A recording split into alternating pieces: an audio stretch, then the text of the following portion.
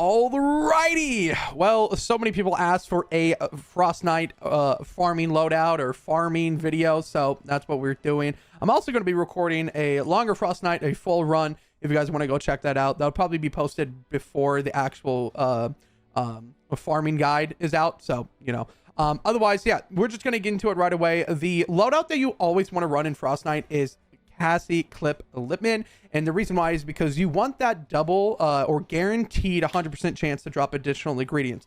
Most people would say use Southie because he gives you more materials, or you can farm a lot more faster, but it's not about how fast you can get materials, it's about how much materials you can get in X amount of time. So Clip is perfect for that. If I'm hitting a car and I get 30 efficient rather than 15, then that's perfect, because that amount of efficient is doubled in the time that I could have probably farmed 2 cards with Southie. So like it's a weird concept, but I'm telling you right now, Clip is the best loadout that you're going to want to run, or lead at least. And then of course, Blast from the Past. This is also a there's another reason for this, and it's because you're in Storm a lot. Whenever you're farming, usually the Storm closes because your team's trying to farm the blue glow, so usually you need, you know, extra health so you don't die right away. And then of course it's Frostnite, so smashers, takers could one-shot you if you're not running this. So yeah.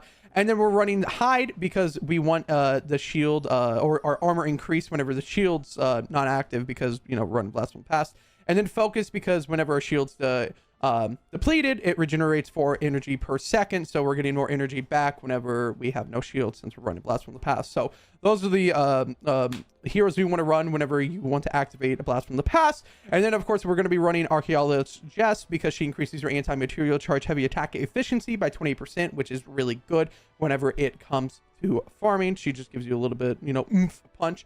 And then work she just increases your pickaxe damage by 17%. Whenever you're not right clicking, you want to be using your actual pickaxe, so that extra damage is very helpful. And then of course coconuts. This one isn't necessary depending on what your team's running. You don't have to run coconuts, but I do because I'm in circle a lot and my teammates want coconuts whenever I'm farming. I get usually more, so yeah. And then of course supply drop in turrets. That is basically the basic loadout. Let's just get into the different types of farming, and you know, the best places to go to farm certain items. The initial thing that you want to do whenever farming is actually go straight to the houses. A lot of people think that you need to go farm around the base or get the wood and metal, but your initial goal actually is to farm as much as possible whenever it comes to searching items. So such as like these items right here, these give a lot of small items such as ammo, such as planks, efficient stuff like that. And usually if you get lucky, you'll get the house with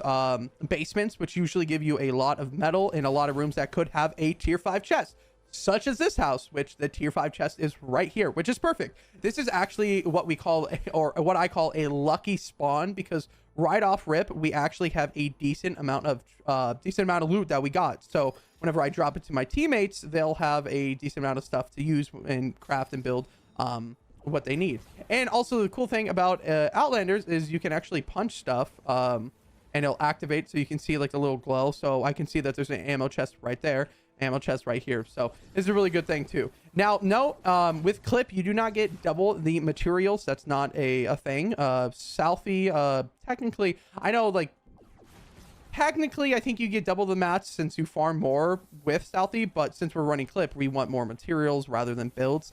Plus the builds are something that you really don't need in the beginning, because the first waves are like super easy. So that's another thing to note. But yeah, so thinking about the chests, I think we already got them. Yeah, so there's no more chests in this house. So what I usually would do is I'd farm this house fully, but I think the next thing that I want to do, let me eliminate this Krampus actually.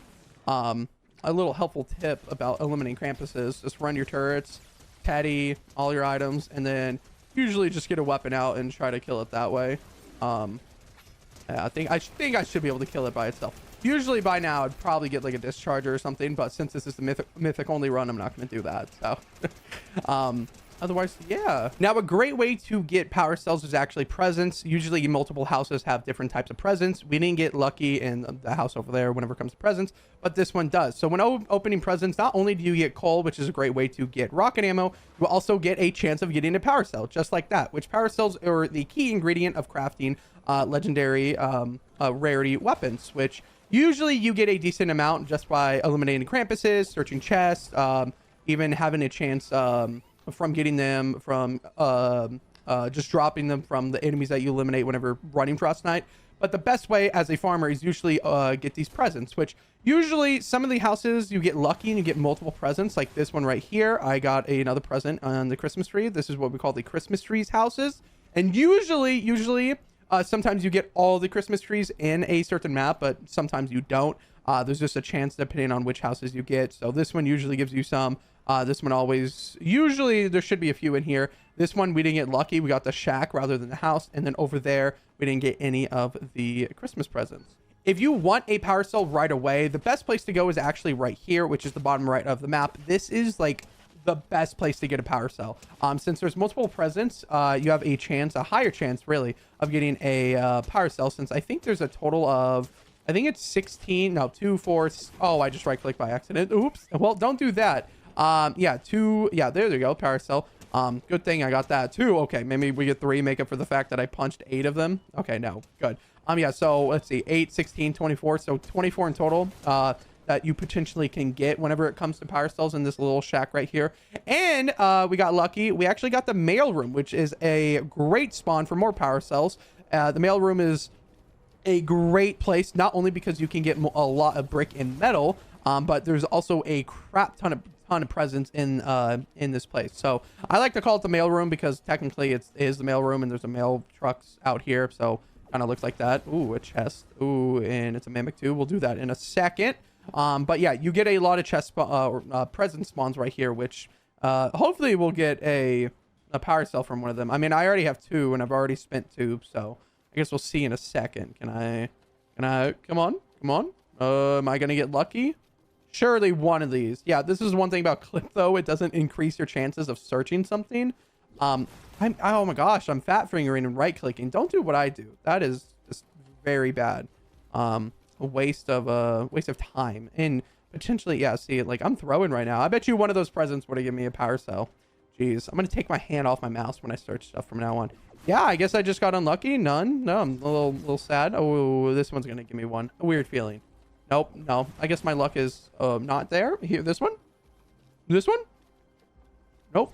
I guess we didn't get lucky. Another great place for presents, which not always spawn, but it is right actually under the cave, right next to the objective. This is also a great place for bright core and some ore, but you'll occasionally get spawns like this, and the crate, which actually has a full crate of presents, which, you know, once again, you have a chance of getting power cells from. So this is also one of those locations that don't always spawn, but is good to know if you don't get, you know, such as like the mail room, if you don't get that, or even the store that gives you that extra presents there. And then we also got the cabin. So usually the cabin spawns with the presents under.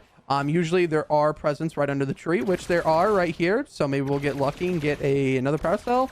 Oh, can I search this one? Let me break the tree real quick. Occasionally you'll get this spawn. It's not so often that you actually do. This is one of the more like less less spawny, or actually I don't know like the exact term, but it doesn't spawn as much as other spawns. This one's like more rare, I guess, but it's good whenever you do get it because you get those extra presents down there. Another place for presents is actually right here. It's a Christmas tree. Now, not all spawns are guaranteed, but you know, you have a chance of getting different locations, such as this one, which gives you a chance of getting power cells. But looks like we didn't get lucky. Occasionally, this one is usually the big warehouse store with like jackets and coats with the coat hangers. But occasionally you get the food one, which always has that Christmas tree right in the front. But yeah, I think that's the second to last place that you can get the presents, because we've already gone through the houses. We've already gone through the mail room, which is pretty cool, the shack, and then we got this one right here, and then we'll go see if we have the rocket ship. Another great spot for presents is actually right next to the house. Usually I don't go for the presents right away, but there is a spot which is guaranteed. This is always a spot that you can get presents from, is right here next to this house. There's a cave down here you can drop in, and there's, I believe there's about 30, or not 30, there's about like I want to say what, 6, 7, like 8 presents that could spawn down here. So if you get lucky, if you need a power cell right away, this is probably the best place to go, since it is right next to the houses, but it isn't necessary. It's also a great place for rough ore. There's usually a decent amount of rough ore right here. And make sure that you want to make sure that you use the build method whenever farming these ones, so you get double the materials. So like those two would break. So if I did a half wall something like this, that one would break. So what if I did a wall like this? Yeah. Oh, that one would still break. Huh, interesting. Well, I guess I broke that one, but you kind of want to maneuver it a little bit. This one probably can't hit because you probably put a cone here. Nope, never mind. I guess you probably don't want to do a cone. Yeah, it's a little hard. It's a little tricky. Sometimes it's just, you know, you might as well just hit it with your regular pickaxe. But occasionally you'll be able to build and do something like that so you get double the materials. Now, the thing you also want to remember is your supply drop. This is a great thing to just get materials in, occasionally traps and ammo. So you'll always want to make sure that you're grabbing this. It respawns every 6 minutes, and in Frostnite, usually it's an hour and a half long, so you can get a decent amount of loot from in that time. So yeah, yeah. Otherwise, I think we'll move on to the ore farming. There's multiple locations for ores. And yeah, let's just jump right into that. So a great place to start whenever it gets to ores is actually at the middle right side of the map. This is where you would be. It's right next to the shack. This is the first cave. Now, this is a great cave, not only for Sunbeam, but also for Bright Core. And occasionally, if you get lucky, there might be a chest in one of these caves, but I think we didn't. But yeah, this is a great place for Bright Core and Sunbeam. So if you're needing Bright Core or Sunbeam, great place to start because you can rotate from the houses right to this since the houses are over there. You just come down in this cave. And a little helpful tip when farming, like right there where I just put a build, I actually destroyed it. But a little helpful tip is actually if you edit some of your walls like this, you would have to make sure like you kind of have to look and see if it would break. So like that would break, but this wouldn't break. So if I put a wall right here and right click, I actually am able to hit it and right click it, get double the materials for it without it actually breaking. So you always want to make sure if you're able to put a build, if it highlights yellow, then you're going to break it. If it doesn't, then it's not going to break. So like right here, if I put it right there, it's not going to break. I can right click it, get the extra materials, and bam. But if I put a floor right here, since it's highlighted yellow, you're not going to be able to put a build here without breaking it. And then also a little ammo chest right here, some mushrooms if you need some adhesive resin and stuff like that. Some rocks too, really great for rough ore and oxidized. Otherwise, yeah. So the other really great place for getting Bright Core in Sunbeam is actually a little towards more of like the top left of the map or like the middle left, which is actually right here. It's a big cave with a decent amount of Sunbeam and Bright Core right here. And then if you go further down, there's also a metal track, which gives you a decent amount of metal. And then on top of that, there's a lot of Sunbeam and Bright Core right in front of me. This is a great way to farm. Now, you want to make sure that you don't have any yellow marks before it breaks. So you want to build like right here, right click it. And then, of course, like I said before. But yeah, this is another cave for farming. Farming metal is also another great way. I'll probably talk about this, but this is a great way for efficient and just metal in general. The bridge area, which is right next in between the retail place and pretty much the houses. You just cross over, and this is a great place for retail. It really is, or retail. Great place for metal, because not only does the little bridge give you extra metal, but those cars do too. And it's right next to the next place that that I usually go farm after the houses. And also a note, usually I would start off farming this out, but I guess I just forgot. But this is great garage. This is garage. The garage is really great for nuts and bolts. It even sometimes has a basement, which I believe this spawn should have a basement. Yep. Which we didn't get the chest in here, which is not bad, but it's a great place for wood, some brick, and even some of the metal, since you can break the little industrial things and the pipes. So yeah, great way for metal, nuts and bolts, and such as stuff like that. Another place for metal is actually at the retail places. There is a lot of cards that you can right click, get efficient nuts and bolts and just that extra metal. You always want to be right clicking, so whenever you're in between punches, just kind of run around. You can probably search stuff while your energy is recharging, because you want to right click the cards, because you want that increased efficient for the traps that you're going to craft for the build or for your teammates. And then on top of that, whenever farming, nuts and bolts is a really great thing because you use a lot of them. And then, of course, efficient is also used for weapons. So you always want to make sure that you get those too, or more increased of them. So yeah, so in between punches, always search stuff, because you also get coconuts too. The final spot that I usually farm for metal is actually at the top left of the map. This is a great place for metal because we get the metal, I guess, antenna or whatever you want to call it. So you can build up. And whenever destroying this, you actually kind of want to do it in a certain way. You always want to check at top, which is the final chest spawn, which is right here at the top of the antenna.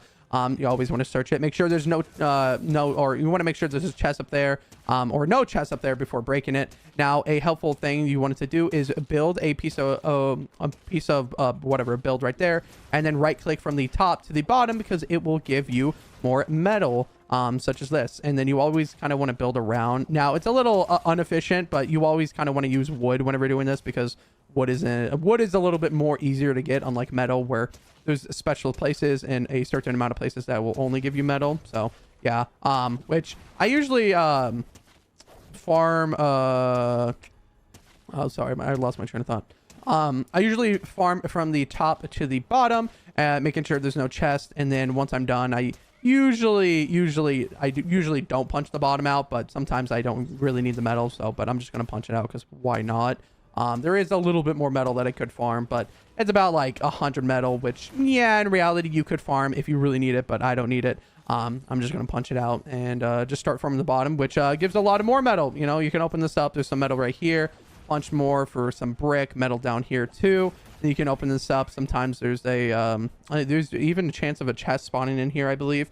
So yeah, I'm pretty sure most of the time it's a mimic, but there is a chance of a chest spawning there. And then finally, the last metal spot is actually these pipes. These actually give you a decent amount of metal. I think it's like 13 per, so you get like a total of like 100 if you break these. So yeah, not bad. Another thing to note whenever farming these houses, there's always chests in the roof, so make sure you check them.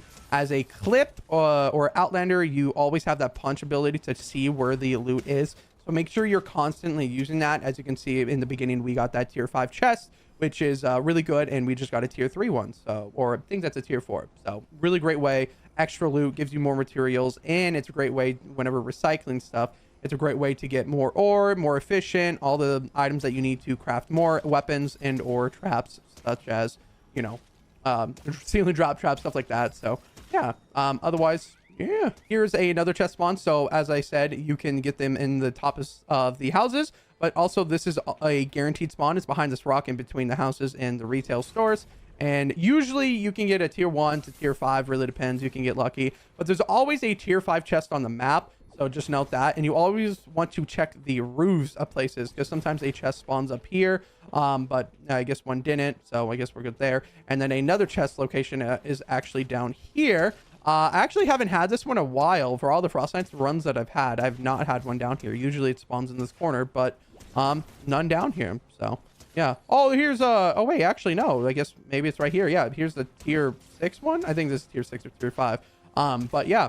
Here's the chest spawn. I swear it used to be in the corner, but yeah, this is another spawn location for another chest. You can get lucky and get a tier 5 or 6. I always forget if it's tier 5 or tier 6, but I'm pretty sure that's tier 5. Another chest, once again, is in roofs, such as a place over by the retail place. You always want to check for chests, because not only do you have the chance of getting power souls, like I said before, but you get a lot of weapons that you can just destroy right away, and it gives you that extra material. So like I can craft a Storm King's Ravager, which I'm going to do because I need one, since this is a mythic only run. And then you can also recycle all the weapons that you get, which gives you more materials to craft more stuff. And then also traps gives you traps, which can give you more materials back. And look at that. If you look at my inventory, I already am stacked, and I already dropped a half of my stuff already to a Walry, or my builders of the group. So yeah, one of the final chest spawns that you can actually find, since I'm in this map, is actually right here. Usually there's a tier 5 or just a random chest. There's also a gnome right here. You always want to right click the gnomes, because you have a chance of getting a power cell from them. Otherwise, yeah, that's pretty much it for all the chest spawns. I don't think there's any other ones from this spawn, but usually there is one over on top of the metal. I'll show you in a second. But yeah, now moving on, this is kind of where I start to stop farming as much, but this is wherever I kind of want some more metal or maybe ammo. These always have the pylons right here always have extra ammo crates, which you can break and open up for more, which is really good. Now I do want to note, usually there is a metal bunker that would spawn about right here, and it's a great way to farm metal. So the second to last thing that I want to talk about is the different spawns that you can get. So right here, usually you can actually get a spawn where there is a metal room or like a metal foundation that you can get, and it's full of metal and toilet paper, stuff like that. So you can farm down there. We didn't get that one. And usually there's also a spawn for ore that you can spawn down here, but we got the regular spawn, which actually has some blue glow and some rough ore right here. So yeah, and then the other spawn that you can occasionally get is right here, which usually you can get another ore spawn, which we didn't get.